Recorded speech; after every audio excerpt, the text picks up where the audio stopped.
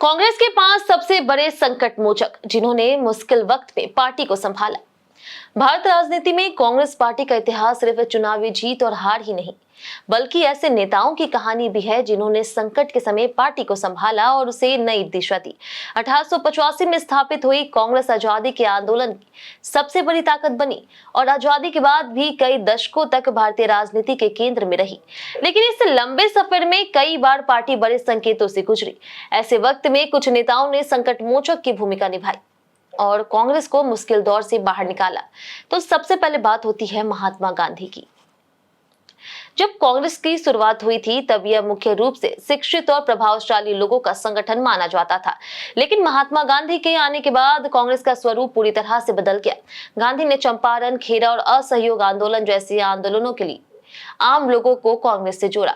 गांधी ने कांग्रेस को सिर्फ राजनीतिक मंच नहीं रहने दिया, बल्कि इसे किसानों, मजदूरों और आम जनता की आवाज बना दिया। उनके नेतृत्व में कांग्रेस एक जन आंदोलन में बदल गई और स्वतंत्रता संग्राम की सबसे बड़ी ताकत बनकर उभरी। अब बात करते हैं सरदार वल्लभ भाई पटेल की।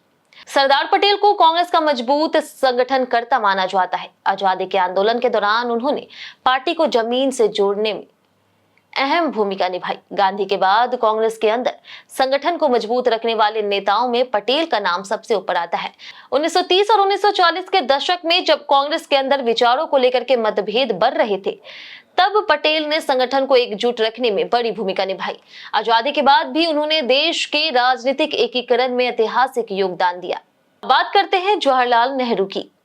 देश की आजादी के बाद कांग्रेस के सामने सबसे बड़ी चुनौती थी नए भारत का निर्माण। इस दौर में जवाहरलाल नेहरू ने पार्टी और सरकार दोनों को नेतृत्व दिया। नेहरू ने लोकतांत्रिक व्यवस्था, योजनाबद्ध विकास और आधुनिक संस्थाओं की नींव रखने पर जोर दिया। उनके नेतृत्व में कांग्रेस लंबे समय तक देश की सबसे प्रभावशाली राजनीतिक पार्टी बनी रही। आजादी के बाद कांग्रेस के कई प्रधानमंत्री रहे, जिन्हें नेहरू का कार्यकाल सबसे शुरुआती और महत्वपूर्ण रहा। अब बात करते हैं इंदिरा गांधी की। 1969 में कांग्रेस के अंदर बड़ा विभाजन हुआ।